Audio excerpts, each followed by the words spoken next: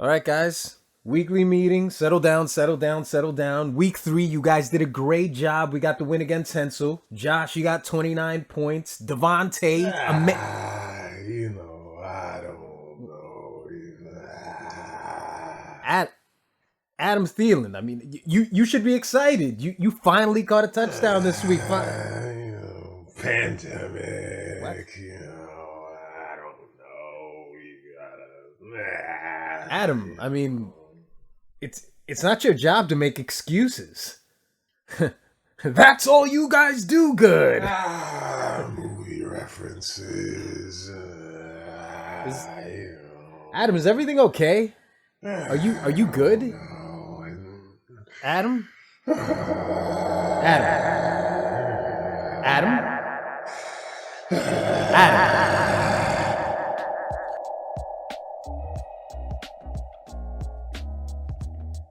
With 3 receptions, 36 yards in week 1, 4 receptions, 52 yards in week 2, 6 catches, 61 yards, plus a touchdown in week 3, Adam Thielen was dragging my team down. What I chose to do was simply sell high, if you could consider this selling high. He's always been touchdown dependent, and I think what was communicated to me after that touchdown this week is that this is business as usual. It's going to be the same kind of year for Adam Thielen, except this is really Justin Jefferson's team. I didn't understand the extent of that, but the first 3 games of the year, communicated it quite clear to me, because even the newscasters, when the touchdown had been thrown to him, they kind of sarcastically said, well, finally, or, you found Adam Thielen. And, it kind of speaks to your fantasy ego because you believe that every ball should be thrown to your player, of course. But when he's got 3 catches week 1 and 4 catches week 2, and then he has a pretty decent performance, and I'm not even going to call it a decent performance. This is what he was built to do this year. I did not expect him to be my wide receiver 1. My wide receiver 1 was Chris Godwin before he got hurt, and now it might be Devontae Smith. But I decided to sell high on Adam Thielen, and it seems like J-Ray was interested in Adam Thielen, along with Travis Etienne, or ATN, who provides some security for James Robinson. It was, so far, with 4 carries week 1, 9 carries week 2, 13 week 3, and 5 points, 5 points, and 7 points. Travis Etienne is not the premier back for the Jacksonville Jaguars. It seems like it's James Robinson. So he is at least the most valuable. He is most valuable on J-Ray's team, as is Gabe Davis on Team Bundy, a player who I wanted at the draft. I knew I wasn't going to be able to get Stephon Diggs, and I wasn't going to be able to siphon Stephon Diggs out of Paul's hands no matter what I would offer. I would assume he would want too much for Stephon Diggs. But I wanted Gabe Davis, who in week 1 caught a touchdown with 14 points, got hurt in week 2, and now is back with minimal activity in week 3. And I think that worked to my advantage. I don't think that J-Ray would have traded Gabe Davis, or at least he wouldn't have traded Gabe Davis at this level had he had gotten a touchdown and 50 more yards. It's early in the season. This is the best time to get your trades off. If you attempt to make a trade week 8, week 6, week 10, people tend to resentfully turn on you and expect the very same value that they drafted that player at, if that makes any sense. If I have a player who's failing, but he was my second selection, it's not even a resentful thing. I mean, it's just kind of natural that you try to get that value in some way, shape, or form. But then the argument on the other side of that is, well, I'm basing his value on what he's done this year, not what he was before. And this does not work in terms of your team value in what you did in the draft. My old rant about the economics of a player. This is not based on the economics of your draft and where you chose him at. it's because he's gotten 7 points in the last 4 weeks. So this is his value, take it or leave it. The beginning of the season is the best opportunity to trade. I used to look at trading as I want to trade because I'm trying to improve my team. And indeed, I am trying to improve my team by letting go of those players who are dragging me down. But I'm also taking the opportunity to play on your naivete, on Jay's naivete of thinking that maybe Gabe Davis isn't going to be the productive player that I believe him to be. Am I being naive for giving away Adam Thielen when it seems like a touchdown-dependent wide receiver, a decorated fantasy football player, just did what he was designed to do? Am I being naive by letting him go too early? Perhaps, but I believe that Gabe Davis is valuable on my team, and if he's healthy, I believe that that's the only way that I strike out on this trade. If he misses the next couple of weeks, then I'm not fucked. I just kind of fucked myself out of Adam Thielen, and especially if Adam Thielen catches a couple touchdowns in the next coming weeks. What I also decided to do was pick up a tight end, and I was looking at the volume that Tyler Higbee had been receiving over the last few weeks, and it's a lot better than Dawson Knox with 5 week 1, 7 week 2, and 4 this past week. He's not putting up $1 million numbers, but he's currently the number 11th ranked tight end. As we all know, tight end is basically Mark Andrews, Travis Kelce, and Kyle Pitts, who's been playing like a bum as well, but he's still a valuable fantasy tight end, and he will make his numbers by the end of the season. But Tyler Higbee is at least in that second tier, if I could call him that, low-end second tier. And at the very least, if Matthew Stafford isn't too busy drinking Sam Adams, Andy, he's drinking your Sam Adams too. It's not just Jay. It's also just look at Matthew Stafford. He looks like he's drinking all the beer. He's drinking my James Reddy. That's what I drink here. I've been drinking James Reddy, Canadian beer, which I might add has a higher alcohol content than Sam Adams, you pussies. Sam Adams is 5.0, and the regular version of James Reddy is 5.5. They also have a 6.0 for you alcoholics out there, but I don't really drink alcohol like that. So I'm hoping that I get some form of volume there, though I'm not quite sure that I'm taking off Dawson Knox for this week. Maybe I'll try him out at least one more game and see what he's able to produce. I know that that's a bit of a gamble, doing 2 receivers.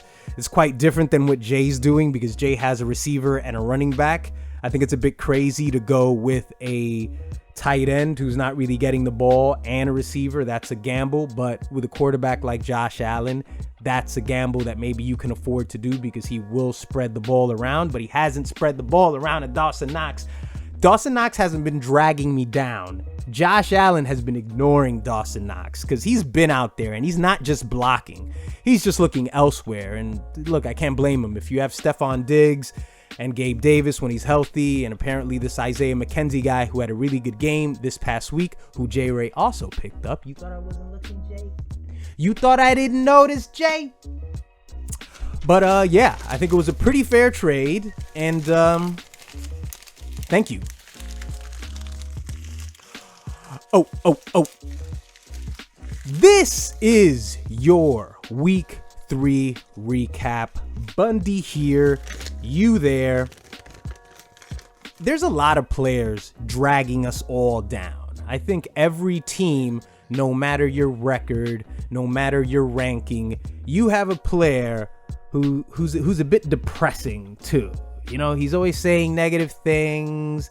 He doesn't really help with the team's overall morale. He's just kind of sitting there, just taking up space. Not that he should be benched or traded, but he is dragging your team down. For Jay, of course, that player is Austin Eckler. 18 points thus far this season, under 100 yards in total. He was Jay's very first selection. For Andy, it's Rashad Penny, who has 13 total points. he was Andy's 10th selection. Russell Wilson for Orlando, who Orlando benched just this last week. And funny enough, I think Orlando got 11 points from Areola and 8 points from Russell Wilson. So even though it wasn't the best week to pick up Areola, at the very least, he got 2 more points than Russell Wilson. Russell Wilson, at the moment, is the 22nd ranked quarterback. Orlando drafted him 7th. I sure am lucky I didn't pick up Russell Wilson and I went with Josh Allen. I got to tell you that. Joe, it's Alvin Kamara, who has scored 8 total points this season. He was Joe's second pick. Now, Alvin Kamara is, I don't think it's complicated, because of course Joe isn't going to bench a player like Alvin Kamara. But every time you see him, it seems like he has a lingering injury. There's something that continues to ail him, and it doesn't seem like he can escape it. Every time he gets the ball, he just looks slow, or the offense just isn't utilizing him right. It just isn't looking good with Alvin Kamara. Joe should, I'll say this, Joe should probably look towards trading him before he ends up getting injured and missing the next few weeks. Aaron Rodgers is dragging Pedro down because at the moment he is tied with Russell Wilson as the 22nd ranked quarterback. 3 points in week 1, 16 week 2, and 16 in week 3. He was Pedro's 8th selection. Robbie Anderson, now spelled Robbie, formerly Robby. Sometimes when people do that, it's, you never know. Like when Prince did the artist formerly known as, at the time, I thought it was just, Prince just wants to change his name because Prince wants to, he's feeding into the mythos of who Prince is. But it was actually for legal reasons. It had to do with Prince's masters. It had to do with him owning his catalog. So technically, if he switched his name over to the artist formerly known as, you get it. I don't know if that was the case for Robbie Anderson or if Robbie just thought that this would make him catch more passes. I'm not quite sure. In week 1, he had a pretty good week, which is why Hensel selected him on the free agent market. I believe he scored 16 points, but since then, he scored 1 point in week 2 and 1 point in week 3. He is dragging Hensel's team down. Along with Zeke 2, who Hensel selected 3rd. That's a bit more complicated because Hensel has Tony Pollard, and he probably could play those players together. If I had Nick Chubb, I would definitely be playing Nick Chubb and Hunt at the very same time. I think you can get away with that with the Cowboys backfield, but I don't think it's as strong as the Browns. Najee Harris for Eric. He's dragging him down. He has yet to get 100 yards in a single game. Of course, the entire Steelers offense is a complete and utter piece of shit. Eric selected him 2nd. Breece Hall for Ed. He was Ed's 4th selection. 6 carries in week 1, 7 in week 2, 8 in week 3, 23 total points for Breece Hall. And that's a gamble because much like Travis Etienne, who I believe they're both rookies, right? I can never tell. Sometimes these guys technically play 2 games last season, so they're technically rookies still. I don't know exactly how that works, but I believe they're both rookies. That's a bit of a gamble because if you don't have a player who produced and had a great season and now you're still feeding into him actually being valuable, especially because you picked him 4th if you're Ed, do you have to still keep playing him? I mean, I don't want him. I doubt if Ed trades him because he's on the Jets, who not only have, proven themselves to have, a bit of a timeshare between him and the other guy whose name I don't know, but Joe Flacco actually looks like a pretty good fantasy quarterback, or at least a real quarterback. So the passing game's been working, at least to the Jets level of what working is, of what functional is. So that's a bit complicated and a bit of a tough call for Ed. That's why it's tough to take those gambles. I was, of course, fortunate to have a young running back who is providing security for someone who Jay starts. Whereas I believe Paul, let's see. Okay. Paul has Michael Carter. That's the other guy. Michael Carter, who I think he has less fantasy points than Breece Hall, or the same amount of points as Breece Hall. And no, he has less. He has 17. And I think he's been getting more carries, but Paul's got him on the bench. So if Ed tried to trade him over to Paul, there's not really much value in it because Paul doesn't see any value in him. Speaking of Paul, who's dragging him down is Joe Mixon, whom Paul selected with his very first pick. He is currently the 22nd, do you see the theme? Ranked running back in the fantasy season.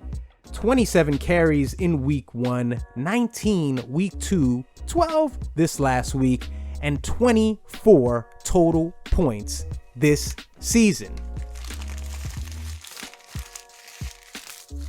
So I don't suggest that you get rid of those players, but you may want to consider benching some of them. Others, it's a bit more complicated, but they are certainly dragging your team down. Let's move on to those week 3 scores. You had Team Bundy defeating Plathanos 96-80, 26 points from Josh Allen, 22 points from welcome to the NFL, Devontae Smith. A great performance, an amazing catch at the goal line.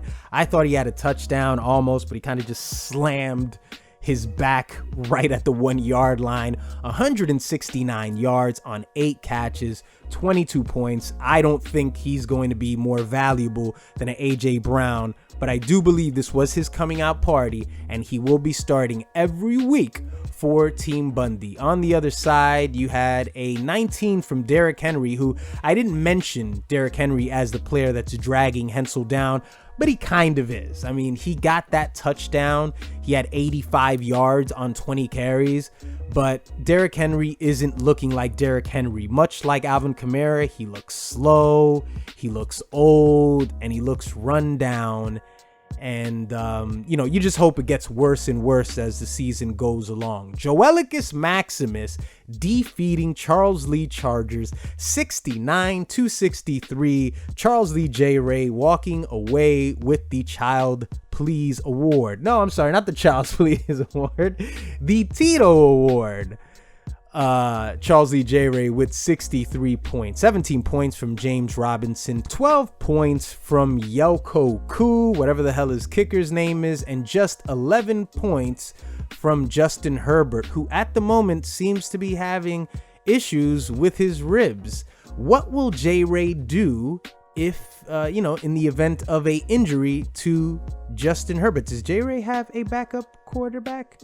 No, he doesn't. Not at the moment. I can't imagine who J. Ray would pick up.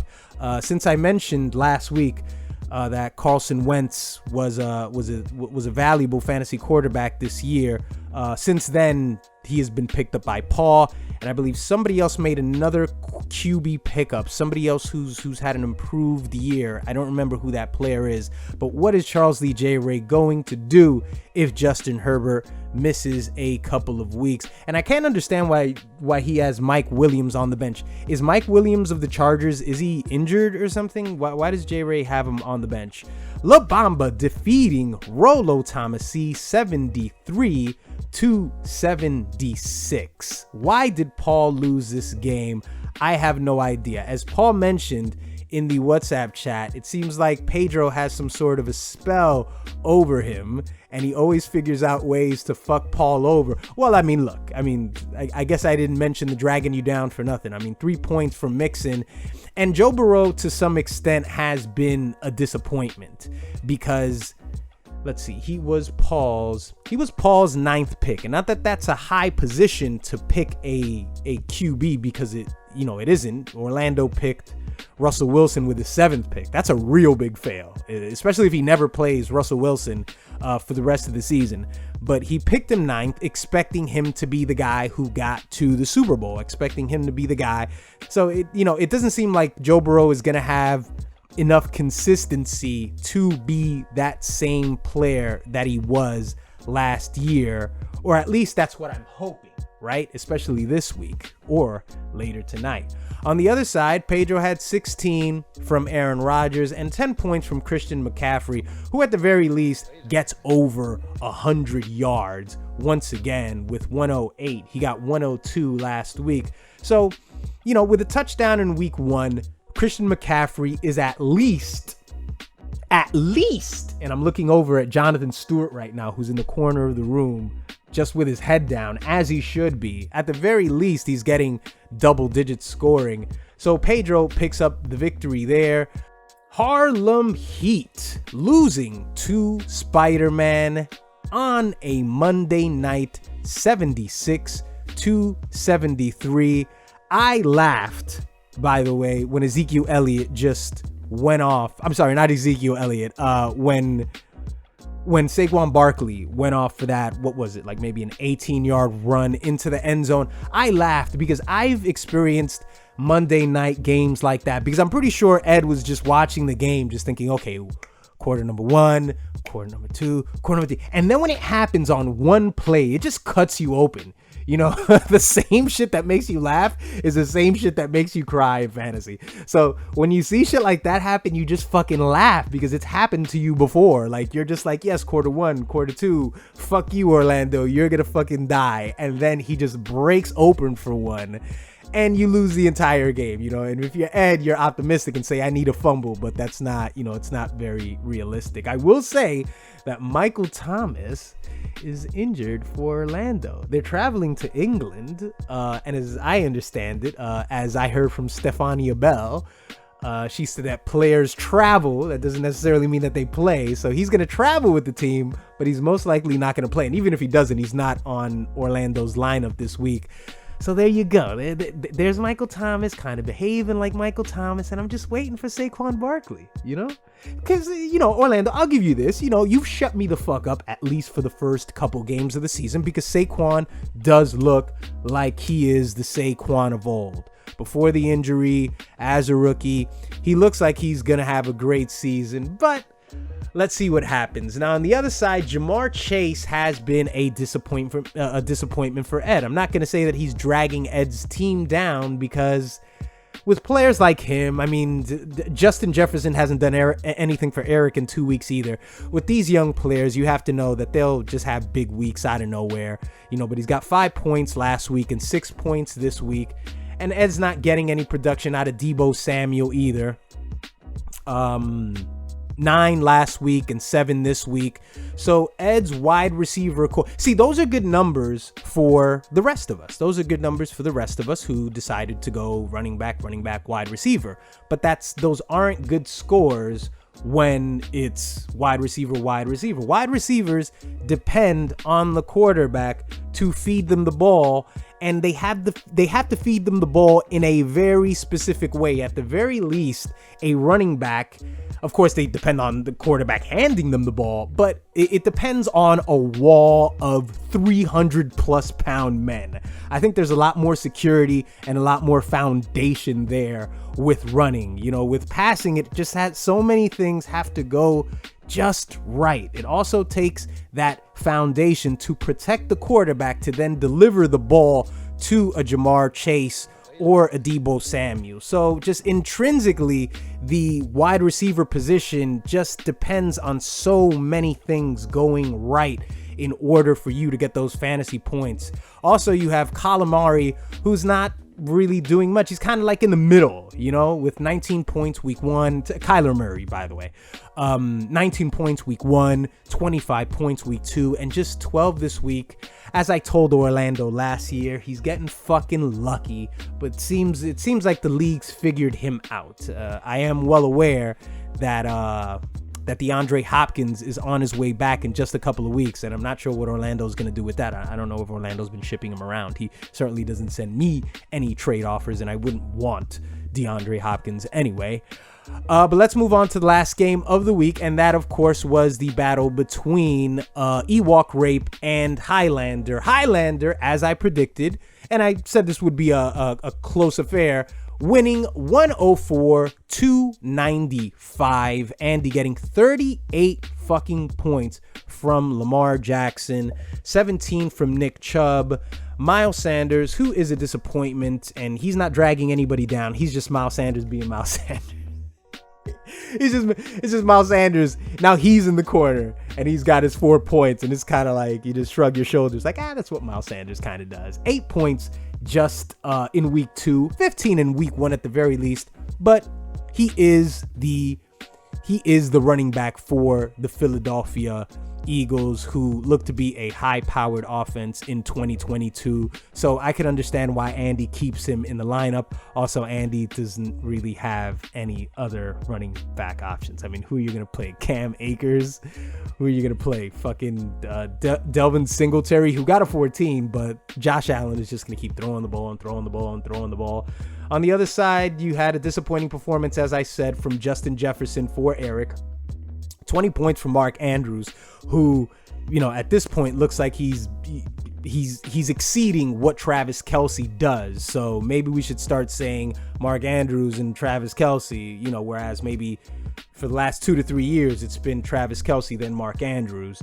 So yeah, nothing else to speak of for Eric. On the other side, Eric, of course, is 0-3.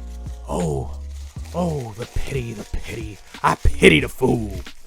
Let's go on to those standings, where, of course, you can find Team Bundy at top of the Techno Viking division at 2-0-1, Rolo Tomassi at 2-1-0, Joelicus Maximus 1-1-1, Labamba 1-1-1, Plathanos at 1-2.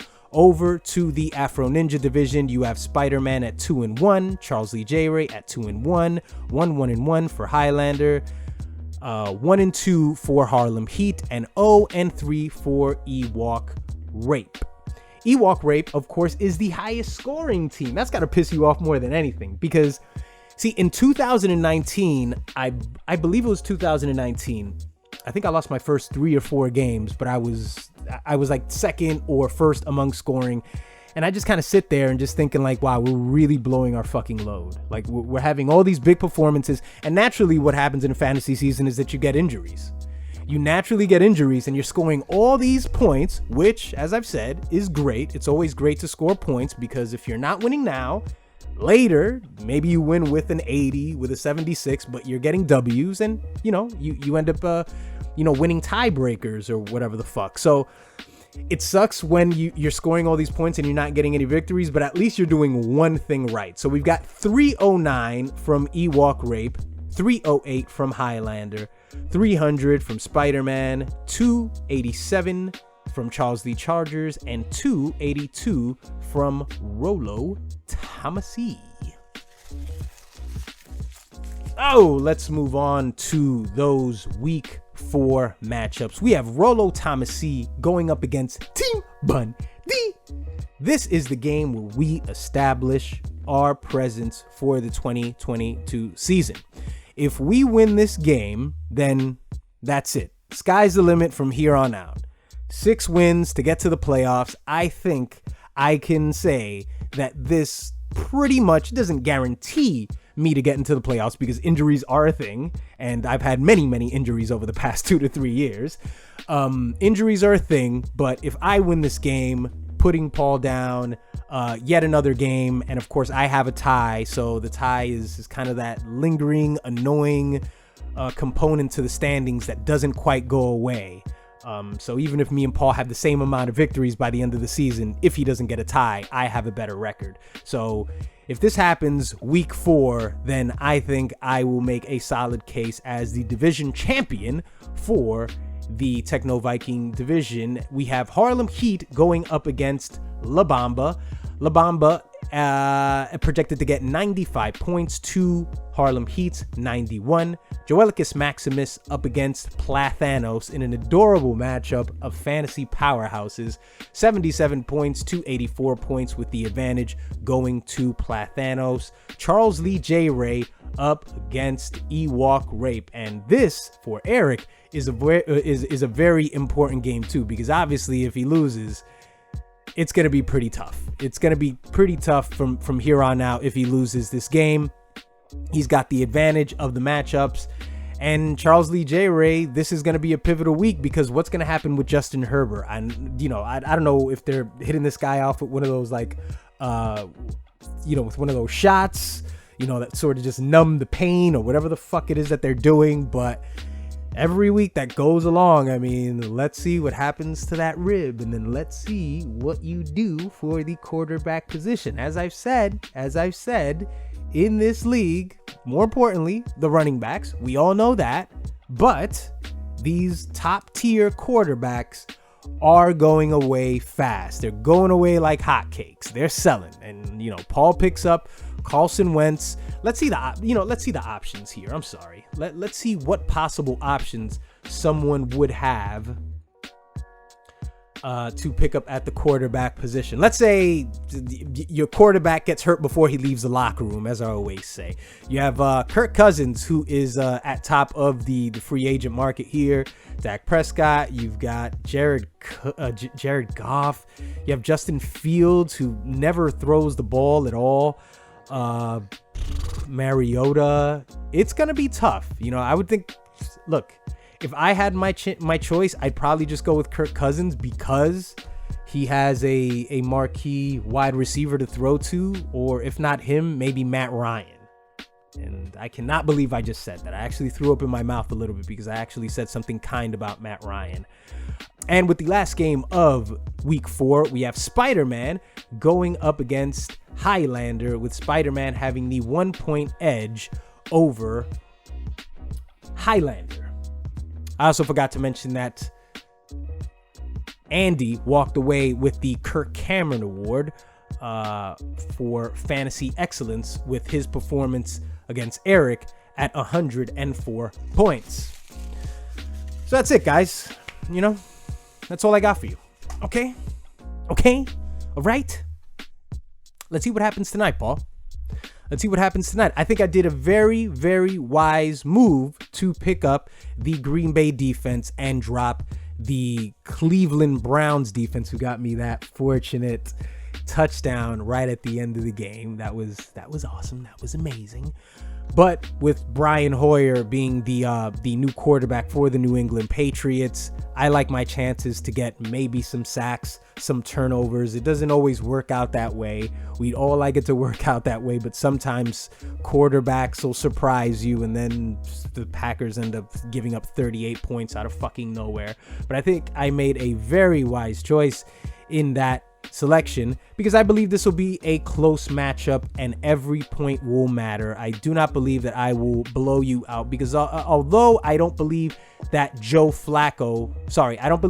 Burrow and Joe Mixon pose much of a threat, I do believe in Stephon Diggs sort of taking away my shine, and the game between the Kansas City Chiefs and the Tampa Bay Buccaneers, I do think that Mike Evans will be back with a vengeance. And of course, Josh Allen will be back with a vengeance because he lost to Miami. So I think it's going to be a very interesting game. So, I wish you none of the luck in the world. I come with the spirit of La Bamba versus you. Go fuck yourself. Because as always, may your quarterbacks get hurt before they leave the locker room. May your running backs pull their hamstrings. I'm juggling the papers. And may your wide receivers get arrested for marijuana possession. Go fuck yourself.